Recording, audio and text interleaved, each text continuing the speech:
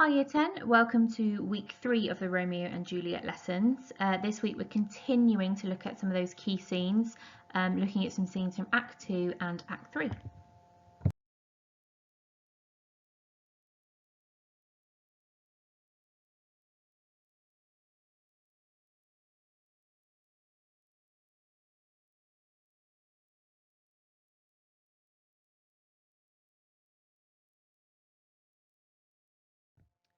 Here is the quick quiz to get you started. As before, the answers are in the notes section of this PowerPoint.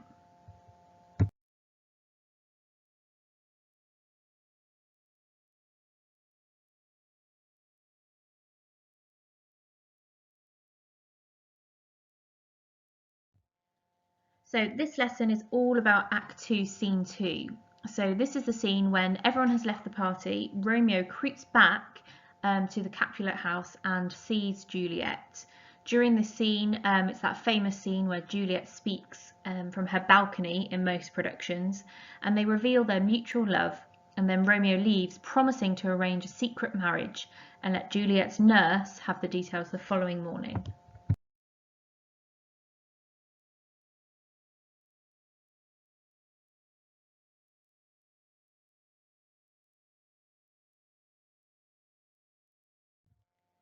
Before Romeo and Juliet speak to each other, Romeo says this about her as he sees her. But soft, what light through yonder window breaks? It is the east, and Juliet is the sun.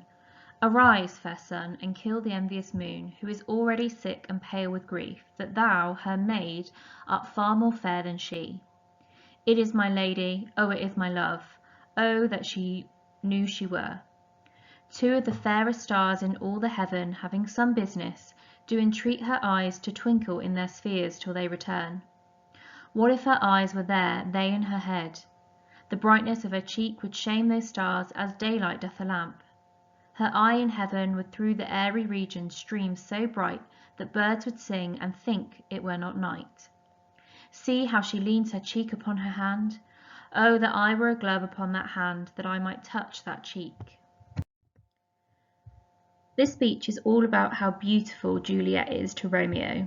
Shakespeare uses the metaphor of the sun to describe how beautiful she is, and compares her to the moon, who would be jealous of Juliet's beauty. He also uses the metaphor of the stars to describe her eyes, and you can see the translation of that speech there. And then finally he says how he wishes he could be a glove on her hand so that he could touch her cheek.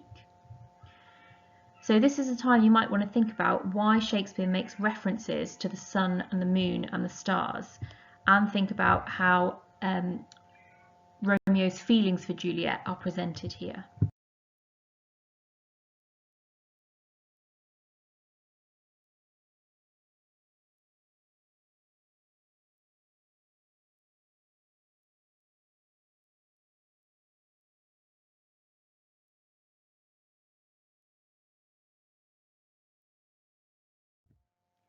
As Romeo watches, Juliet, not knowing that he's there, gives her famous speech. O Romeo, Romeo, wherefore art thou Romeo? Deny thy father and refuse thy name, or, if thou wilt not, be but sworn my love, and I'll no longer be a Capulet. 'Tis but thy name that is my enemy. Thou art thyself, though not a Montague. What's Montague? It is nor hand, nor foot, nor arm, nor face, nor any other part belonging to a man. Oh, be some other name. What's in a name? That which we call a rose by any other word would smell as sweet. Now here she's asking, why are you Romeo? Why is that your name? And she's asking him to give up his name, or that if he swears he loves her, she will no longer be a Capulet. She's questioning here if names are truly linked to someone's identity. So perhaps think, if you had another name, would it change who you are?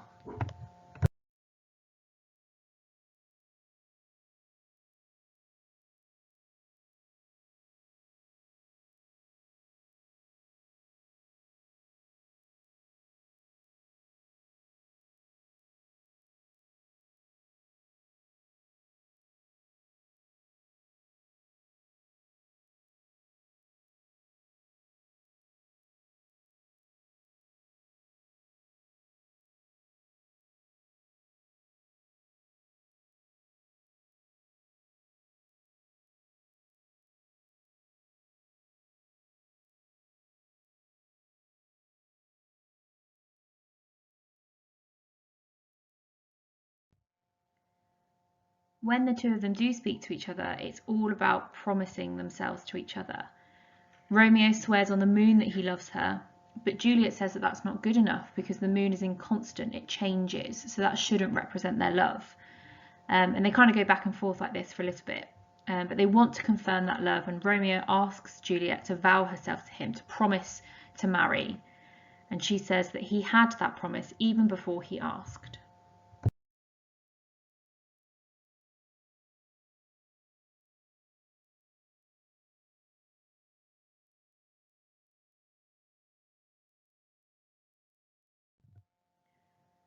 After they've made their vows, they've made these promises, and Juliet has quickly discussed it with the nurse.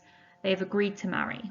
And as they're saying goodnight, Romeo wishes he could fly up to the balcony and see her. He says, "I would I were thy bird." To which Juliet replies, "Sweet, so would I. I should kill thee with so much cherishing. Good night, parting is such sweet sorrow, that I shall say good night till it be morrow." So it's interesting that Juliet says that if he were a bird, that she might kill the bird by loving it too much. So think about how that might be foreshadowing the tragic end of the play. By if you love something too much, you kill it. As a reminder, foreshadowing is that writing technique where future events in the plot are hinted at earlier in the story.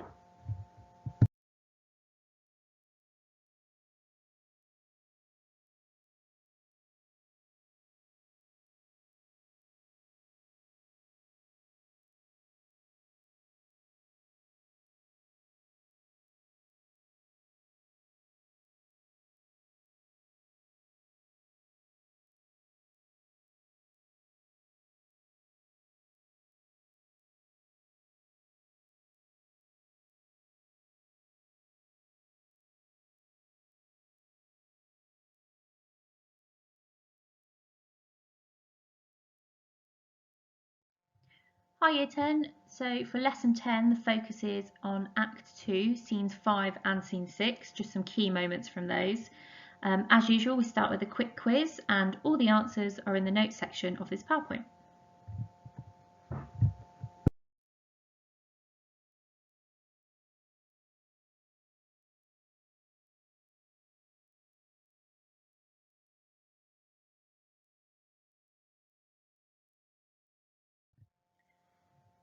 So in these scenes, the nurse seeks out Romeo to confirm the marriage that was agreed the previous evening between Romeo and Juliet, and she returns to tell Juliet the news.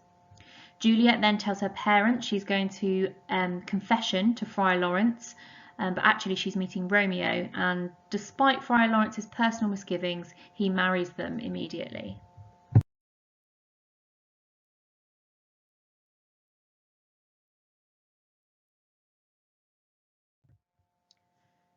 So in scene 5, it's really all about the nurse and Juliet and their relationship.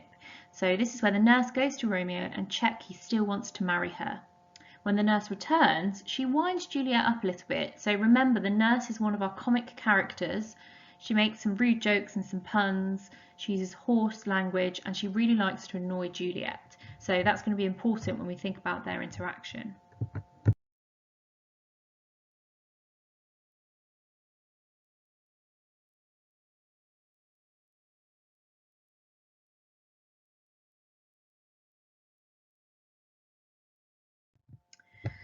So as the nurse returns, Juliet basically asks her, "Why do you look so sad?"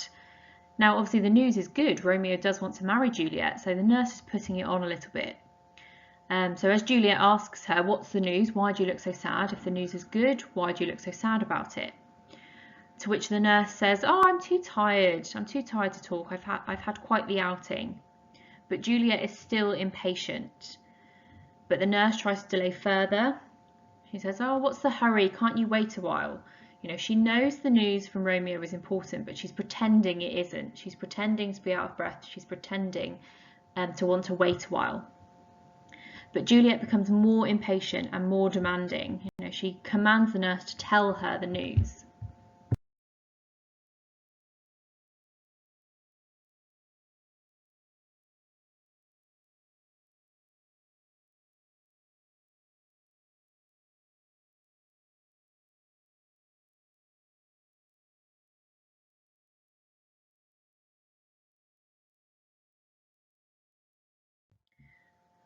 Obviously, the nurse does eventually tell Juliet the news and that Romeo still wants to marry her, and Romeo has arranged this marriage with Friar Lawrence. A quick reminder about Friar Lawrence. So remember, he is motivated to unite the families. He wants this marriage to take place. His actions are a bit questionable, and he gives Romeo refuge when he is banished.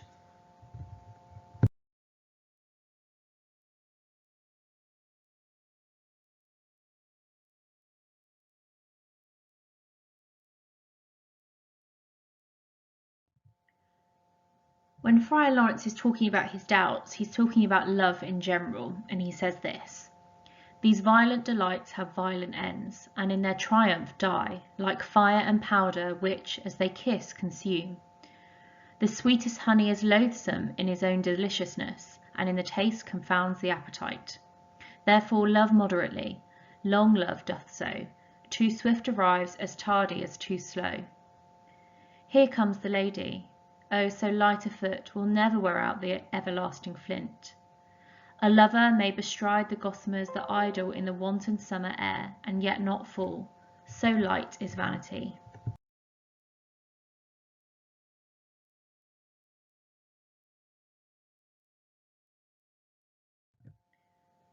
So you can see in the translation there, what he's basically saying is that too much of something, when love is too full and when there's too much of love, it can end in tragedy. He uses that metaphor of the honey. Too much honey is delicious, but it makes you sick to your stomach. Therefore, love each other in moderation. So that's interesting, isn't it? Because you could argue that perhaps Romeo and Juliet love each other too much, and that's why they have such a tragic ending. So again, we've got a bit of foreshadowing there. The friar is hinting to something that happens later on in the play.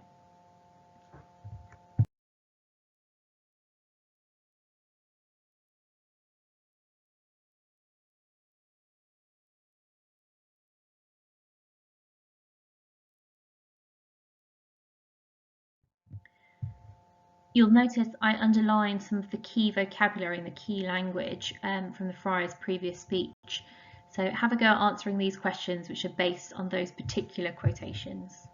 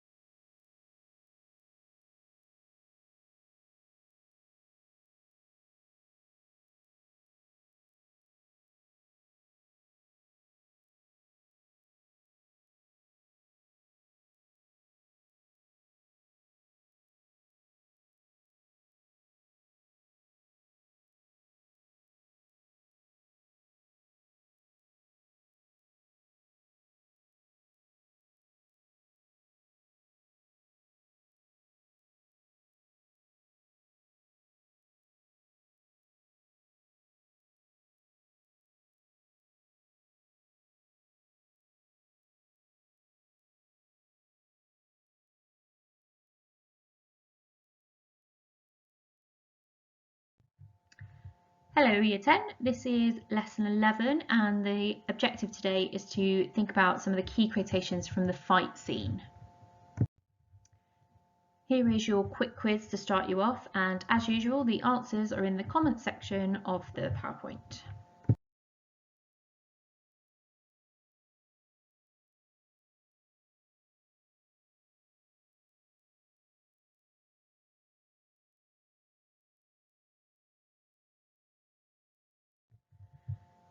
So the fight scene is Act 3, Scene 1, and it's a real turning point for the play.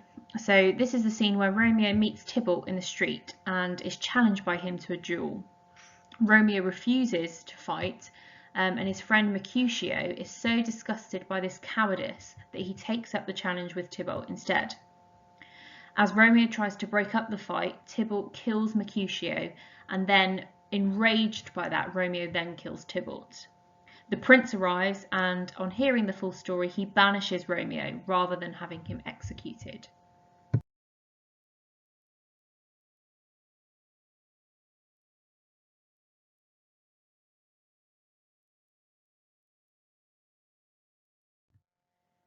Two important characters in this scene are obviously Mercutio and Tybalt. So let's just have a quick recap on those characters. So Mercutio is one of our comic characters, and he's Romeo's really close friend. So prior to this scene, all of his interactions have been really rude, really funny. He makes lots of puns and lots of sexual innuendo.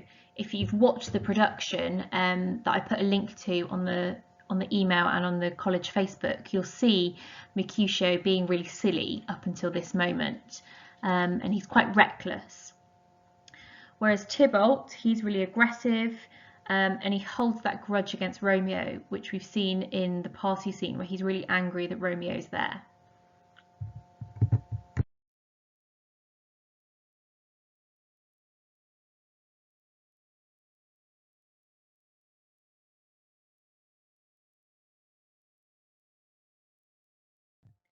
It's important to remember that in the previous scene, so before this fight scene, Romeo and Juliet were married by Friar Lawrence in secret, but no one except Romeo and Juliet, the nurse, and Friar Lawrence are aware of this marriage. So think, before we look at the fight scene, why is the secrecy of the marriage so important to the plot?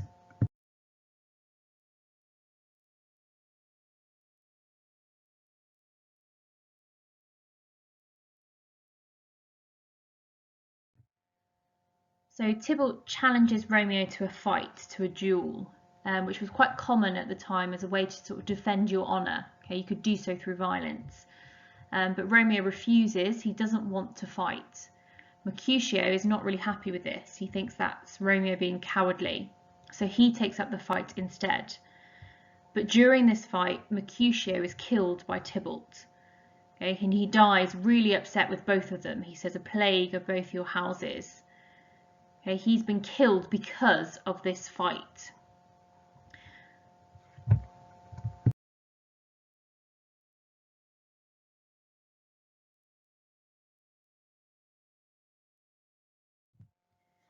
There are a series of questions here. So the first lot are for you to think about yourself. The second lot are for you to discuss with somebody at home. That could be a parent or a carer or a sibling or maybe even the dog.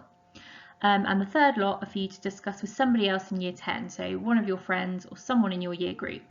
And that can be over the phone or over WhatsApp or any other sort of messaging method.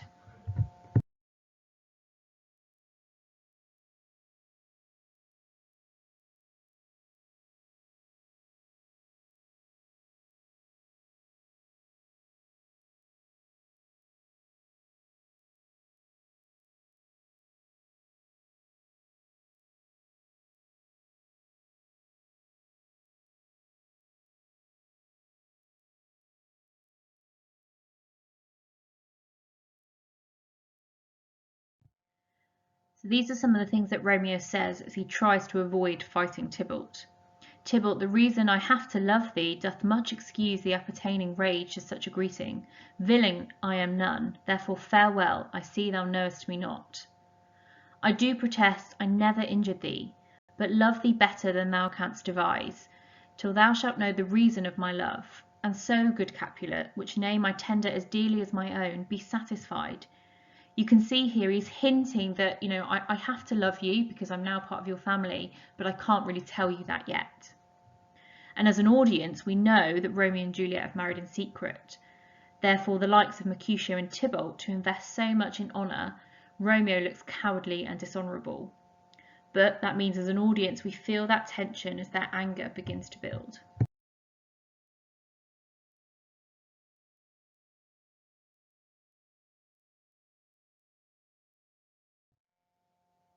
But after Tybalt kills Mercutio, Romeo questions himself.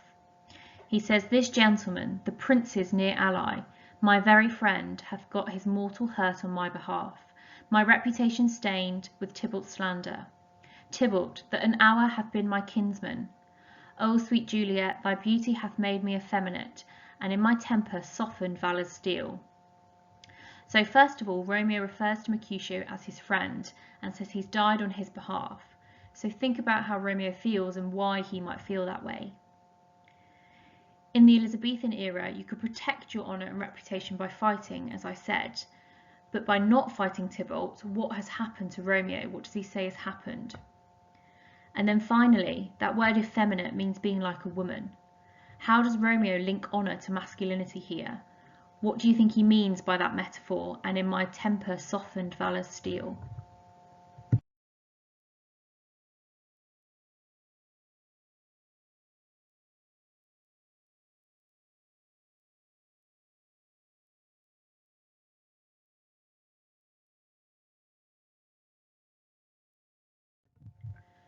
Despite Romeo's earlier intentions not to fight Tybalt, once Mercutio is killed, Romeo attacks Tybalt and kills him. He challenges him to a fight, claiming either thou or I or both must join Mercutio in heaven. Okay, so he's saying that this is going to be a fight to the death.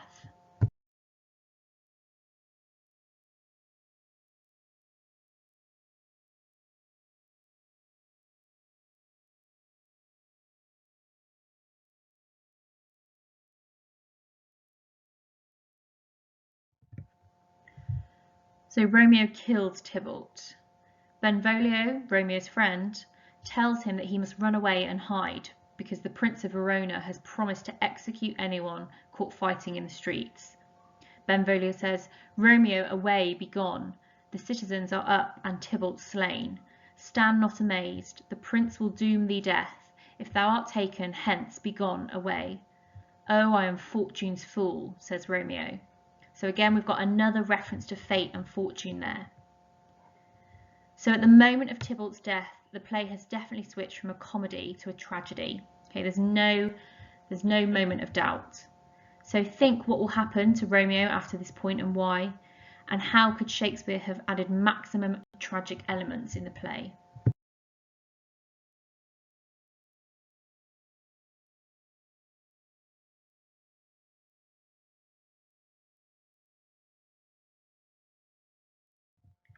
I've picked out some of the quotations from this scene which you might need to know. So some of the quotations are from the fight scene and some of them are from the aftermath. So what you need to do is copy and complete this table in some way. So that could be on a piece of paper or on a Word document or PowerPoint, and fill in the blanks there. So what does the quotation mean? Which words stand out to you? How might this quotation make the audience feel? So think about its effect. And for that extra challenge, think about what the quotation suggests about the character who is speaking it.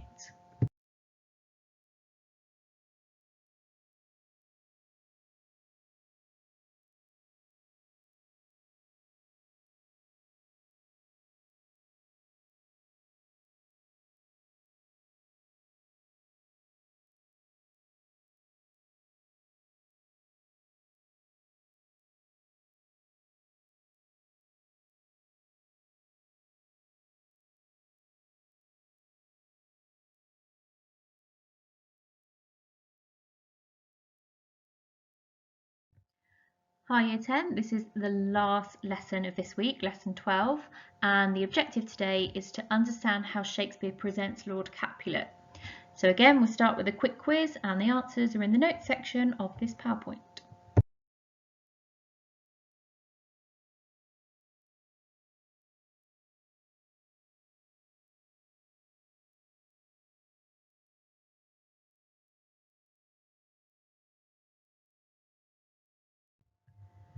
So, Tybalt has killed Mercutio. Romeo has therefore killed Tybalt. As a result, the prince has banished Romeo. Okay, he's lived up to that promise that he will punish anyone that causes fighting. The Capulets are devastated about Tybalt's death, and Juliet is distraught at the death of Tybalt, but more so about Romeo's banishment. Friar Lawrence has explained to Romeo that banishment is better than death because one day he might be able to return to Verona. Now, Friar Lawrence will start the process of telling people about the marriage between Romeo and Juliet so that he might be able to return. In the meantime, Romeo has planned to hide in Mantua. The nurse visits Romeo and gives him a ring from Juliet, a physical symbol of their love.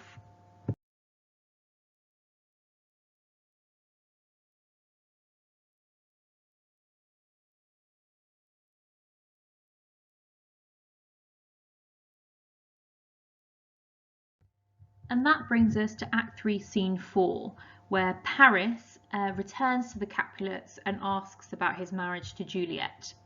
He says, "These times of woe afford no time to woo. Madame, good night. Commend me to your daughter." Lady Capulet says, "I will, and know her mind early tomorrow. Tonight she is mewed up to her heaviness." Lord Capulet says, "Sir Paris, I will make a desperate tender of my child's love.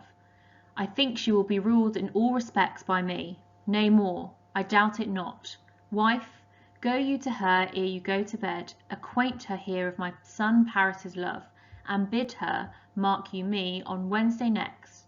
But soft, what day is this?" Paris says, "Monday, my lord." "Monday, ha! Well, Wednesday is too soon. O Thursday let it be.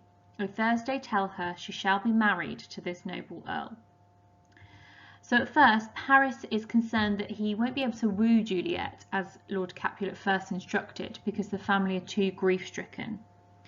But as it happens, Lord Capulet has changed his mind. He's seen how kind of immediate things have to be now that Tybalt has died. See how he says, "She will be ruled in all respects by me," demonstrating that authority, and he will instruct Juliet to marry Paris. So at the end there, we can see that Lord Capulet decrees that Juliet and Paris will be married on Thursday.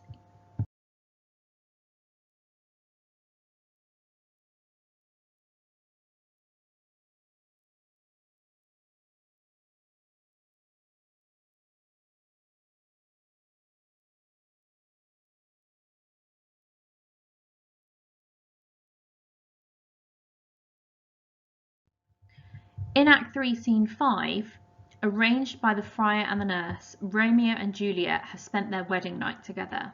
They are immediately parted though, as Romeo must leave for banishment. Juliet says that she won't marry Paris, and her parents threaten to disown her, and it's that conversation we're going to look at. And she runs to the friar for advice and help.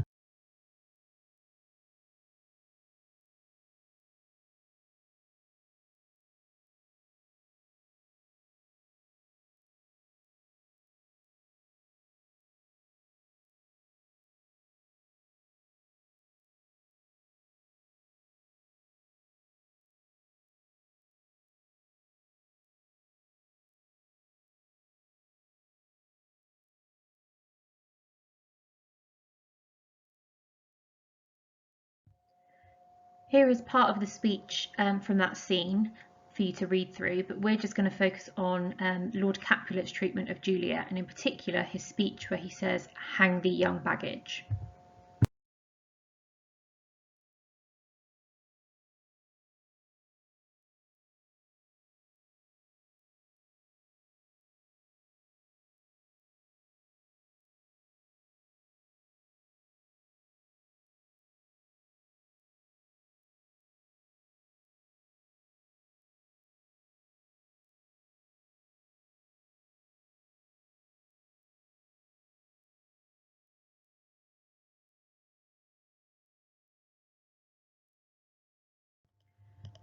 So you've seen the clip there of Lord Capulet delivering this speech, but here it is again.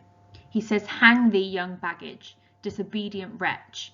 I tell thee what, get thee to church on Thursday, or never after look me in the face. Speak not, reply not, do not answer me. My fingers itch. Wife, we scarce thought us blessed that God had lent us but this only child. But now I see this one is one too much, and that we have a curse in having her. Out on her, Hilding."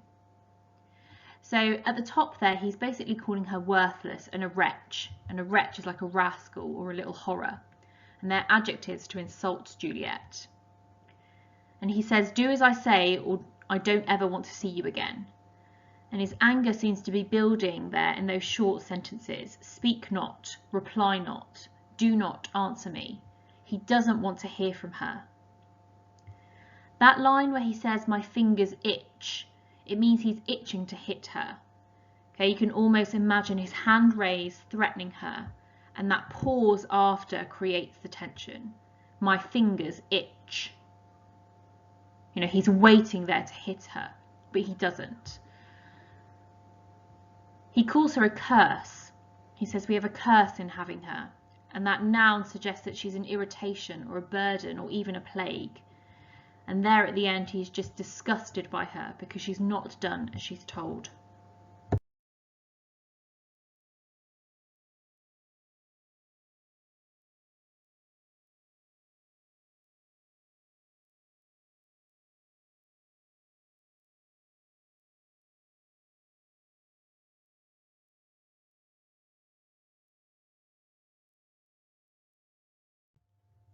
So it's obvious from that scene that Lord Capulet is angry with Juliet, but let's think about how he would write about how Shakespeare presents that anger. So I'm going to model a paragraph for you. Shakespeare shows Capulet's anger building in the scene through the use of punctuation. As Lord Capulet becomes more frustrated with Juliet, his sentences become more staccato and blunt. He says, "Speak not, reply not, do not answer me," which conveys his fury and refusal to hear her side.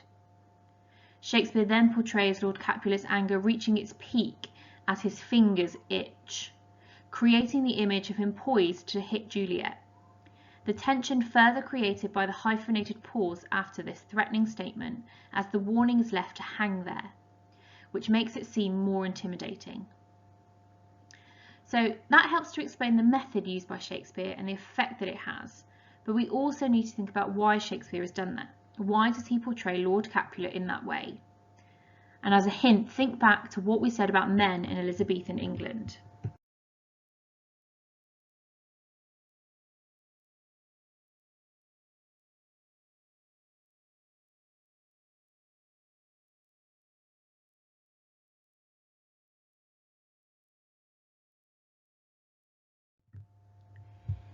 If we add in that reason, it becomes this. Shakespeare shows Capulet's anger building in this scene through the use of punctuation. As Lord Capulet becomes more frustrated with Juliet, his sentences become more staccato and blunt. He says, "Speak not, reply not, do not answer me," which conveys his fury and refusal to hear her side.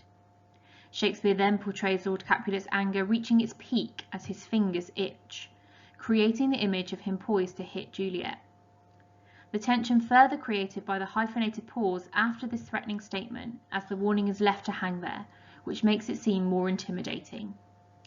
It is as if Shakespeare is revealing to the audience how men at this time showed their authority through domination and intimidation. Shakespeare could be using Lord Capulet to show the oppressive treatment of women in an Elizabethan patriarchal society.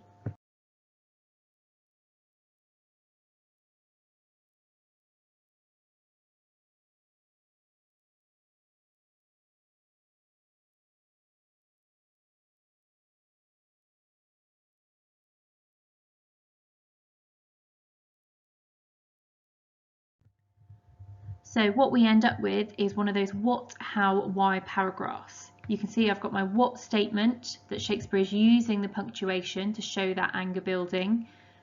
The how is the quotation to support and how that language is used, or how that punctuation is used and the effect that that has.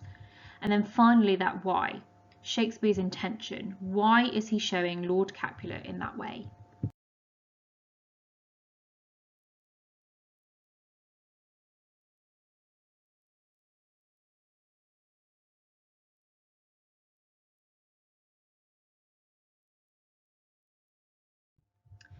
Okay, your turn. So using that previous paragraph as a model, write your own what, how, why paragraph, which answers that question. How does Shakespeare show Lord Capulet's anger in Act 3, Scene 5? Now I've given you some quotations which you might use to support your ideas. So you could use "hang thee young baggage, disobedient wretch." So look back to the annotations from that speech. And then you could also use "we have a curse in having her." Again, look back at those annotations.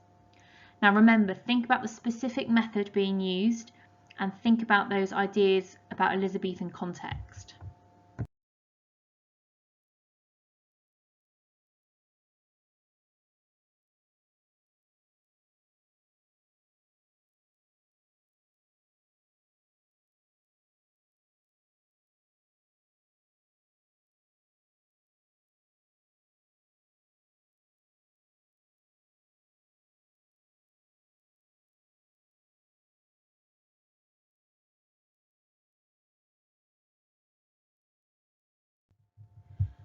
Well done Year 10, you've made it to the end of week 3. So just the final task then for this lesson is the Educate quiz. So click the link and log in and complete the tests on Acts 2 and 3.